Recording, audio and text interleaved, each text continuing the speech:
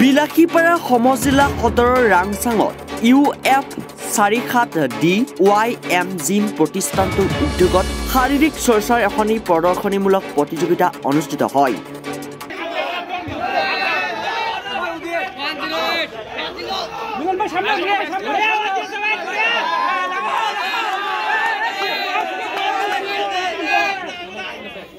প্ৰতিযোগিতাখনিত প্ৰায় 20 জনতকৈ অধিক বডি বিল্ডাৰে অংশগ্ৰহণ কৰিলে। কেইবাটাও ৰাউণ্ড অতিক্ৰম কৰি প্ৰতিযোগী কৌশিক দে মিষ্টাৰ বিলাসীপাৰা খিতাপ অৰ্জন কৰিবলৈ সক্ষম হয়। জুনিয়ৰ মিষ্টাৰ বিলাসীপাৰা হয় অনিত বাস্ফৰ আৰু মিষ্টাৰ ফিজিক্স হিচাপে হৰিশ ৰায় বিজয় হয়। বিচাৰক ৰেজাক খান আৰু হেলিম জামান উপস্থিত থাকি প্ৰতিযোগিতাখনৰ পৰিচালনা কৰিলে।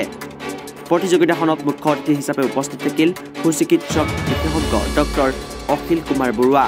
যে এয়া বিলাসীপাৰা IBDF যিটো বিলাসীপাৰাৰ হেৰি আছে, ইয়াতে এইবাৰ আমাৰ দ্বিতীয়বাৰৰ কাৰণে মিষ্টাৰ বিলাসীপাৰা চেম্পিয়নশ্বিপ হৈছে, বডি বিল্ডিং চেম্পিয়নশ্বিপ, সেইদৰে চেম্পিয়নশ্বিপ। আৰু আমাৰ খুব ভাল লাগিছে যে জিলা সদৰৰ যিটো ইয়াৰ শাখা আছে, জিলা সদৰৰ পৰা আমাৰ তেওঁলোকৰ বিষয়ববীয়াখিনি জাজখিনিয়ে আহি আমাক সহায় কৰিছে। আৰু অংশগ্ৰহণকাৰী যদিও আমি বহুত বেছি আশা কৰিছিলোঁ, যিখিনি হৈছে আমি ভাবোঁ যে বিলাসীপাৰাৰ কাৰণে সেয়া যথেষ্ট। অৱশ্যে আমি ভৱিষ্যতে আৰু হ'ব বুলি আশা কৰিছোঁ। আৰু ইতিমধ্যে জাজসকলে আমাক জনাইছে যে ইয়াৰ যিখিনি ব্যৱস্থাপনা সেইখিনি তেওঁলোক সন্তুষ্ট। তেওঁলোকে কৈছে যে ইয়াৰ ব্যৱস্থাপনা যথেষ্ট ঠিকেই হৈছে আৰু ভৱিষ্যতে অৱশ্যে উন্নতি কৰাৰ আশা আছে বুলি তেওঁলোকে কৈছে। আৰু ভৱিষ্যতে উন্নত কৰাৰ লগে লগে আমি অংশগ্ৰহণকাৰীৰ সংখ্যাও বঢ়োৱাৰ চেষ্টা কৰিব লাগিব। সেইখিনি কথা আমি নিজে নিজে উপলব্ধি কৰিছোঁ। নিশ্চয় লাহে লাহে আমাৰ প্ৰতিযোগিতাৰ সংখ্যাও বাঢ়িব।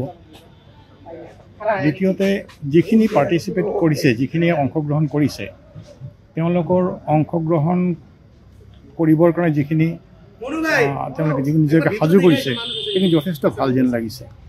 কাৰণ জাজসকলে কৈছে যে মানদণ্ড বহুত উন্নত। এইখিনিতে আৰু এটা কথা আমি উপলব্ধি কৰিছোঁ যে আজি আমাৰ দৰ্শকৰ সংখ্যা বহুত বেছি হৈছে আৰু আটাইখিনিয়ে যুৱ প্ৰজন্মৰ দৰ্শক। এইখিনি আমাক আশা দেখুৱাইছে যে তেওঁলোক নিশ্চয় এইটোৰ প্ৰতি ইণ্টাৰেষ্টেড, তেওঁলোক এইটোৰ প্ৰতি আগ্ৰহী। আৰু মই চিকিৎসক হিচাপে এইখিনি কথাই ক'ম যে যুৱ প্ৰজন্ম যেনেকুৱাকৈ আমাৰ জাজ এজনে কৈয়ে গ'ল যে যুৱ প্ৰজন্ম লাহে লাহে বেলেগ ফালে গৈ আছে, অলপ যেন তেওঁলোকে ঠিক জীৱনটোক অলপ বেলেগ ধৰণে ল'ব খুজিছে নতুন প্ৰজন্মই। এইখিনি ৰোধ কৰিবলৈ আমাৰ এটাই উপায় আছে যে শৰীৰ চৰ্চাৰ ফালে তেওঁলোক আহিব লাগে।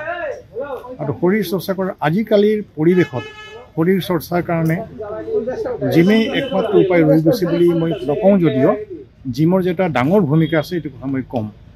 কাৰণ আজিকালি শাৰীৰিকভাৱে নিজকে সক্ষম ৰাখিবলৈ আগত যেনেকুৱা ধৰণৰ যিবিলাক পৰিশ্ৰমৰ উপায় আছিল, সেই পৰিশ্ৰমৰ উপায়বোৰ আজিকালি লাহে লাহে নোহোৱা হৈ গ'ল। নোহোৱা হৈ যোৱাৰ কাৰণে মানুহবিলাক ঠিক যুৱ প্ৰজন্মই অলপ বেলেগৰ ফালে যাব আৰম্ভ কৰিছে, বেলেগ নিচা ইত্যাদিৰ ফালে।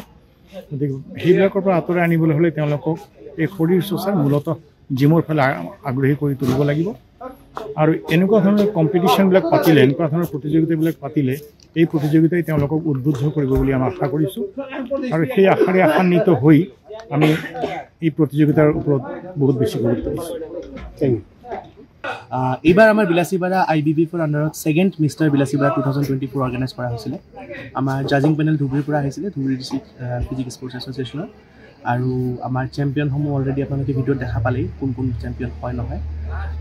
এটাই বস্তু মই আগৰবাৰো কৈছোঁ, এইবাৰো কৈছোঁ, মিডিয়াত কৈছিলোঁ যে একচুৱেলি জিমটো এনেকুৱা বস্তু নহয় যে চবেই কৰিব লাগিব বা লাগিবই, কিন্তু এবাৰ যদি কোনোবা কৰে সেইটো তেওঁৰ আধাত হ'বই, এটা হেবিট হৈ যাবই। আৰু সেই হেবিটটোৱে আপোনাক হয়তো লাখ লাখ খৰচৰ পৰা বচাব কেতিয়াবা। আমাৰ এটা কথা আছে, মই কোনোবা এজন ডাঙৰ ট্ৰেইনাৰে কোৱা শুনিছিলোঁ যে তুমি যদি জিমত যাব নিবিচৰা, জিমৰ ফিজ এটা প্ৰত্যেক মাহে তুমি তোমাৰ এটা ক'ৰবাত ডিপজিট কৰি থবা। কিহৰ কাৰণে? কাৰণ এটা বছৰত এটা বয়সত গৈ তোমাৰ সেইখিনি ফিজে তোমাৰ কিডনী বা হাৰ্টৰ অপাৰেশ্যনত কামত লাগিব। কথাটো সঁচা, জিমৰ লগত জড়িত থাকিলে বা যিকোনো স্পৰ্টছৰ লগত জড়িত থাকিলে মানুহৰ হেল্থ, মেণ্টেল হেল্থ হওক বা ফিজিকেল হেল্থ বহুত ভাল থাকে। আৰু আজিকালি যেনেকুৱা পৃথিৱীখন চলি আছে চাৰিওফালে টেকন'লজিৰ কাৰণে, সেইখিনিৰ কাৰণে এতিয়া আমাৰ মেণ্টেল হেল্থটো ঠিকে থকা বহুত দৰকাৰী। আৰু জিম বা যিকোনো ফিজিকেল এক্টিভিটি থাকিলে সেইটো বহুত সুবিধা হয়। আজি আমি এইখিনি স্পনচৰসমূহ আমাৰ যিমান আছে চবে বহুত হেল্প কৰিছে। আৰু এনেকুৱাকৈ চাগে মিষ্টাৰ বিলাসীপাৰা বা মিষ্টাৰ ধুবুৰী এনেকুৱাকৈ আগত হৈ পোৱা নাই। আমি যেনেকুৱা আজি কৰিলোঁ, আগন্তুক 1 তাৰিখে মিষ্টাৰ ধুবুৰীও হ'ব, তাতো আমি ৰিপ্ৰেজেণ্ট কৰিম বিলাসীপাৰা আমাৰ প্লেয়াৰকেইটা। আজি আমাৰ জিমৰ পৰা 2-3জনমান প্লেয়াৰ আছিলে, যিহেতু মোৰ জিমখনো ইমান পুৰণা নহয়, প্লেয়াৰ খুব কম আছে তাতে পৰিমাণ। ধুবুৰীৰ পৰা বহুতে আহিছে।